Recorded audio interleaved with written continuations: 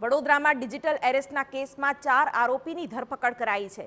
પાર્સલમાં ગેરકાયદે વસ્તુઓના નામે ફરિયાદીને કર્યા હતા ડિજિટલ એરેસ્ટ, જેમાં આરોપીઓએ મુંબઈ ક્રાઇમ બ્રાન્ચના નામે લેટર પણ મોકલ્યો હતો। ખોટા કેસની ધમકી આપીને ફરિયાદી પાસેથી 32,50,000 પડાવ્યા હતા। સાયબર ક્રાઇમે આરોપીને ઝડપીને ફરિયાદીના રૂપિયા રિકવર કર્યા છે।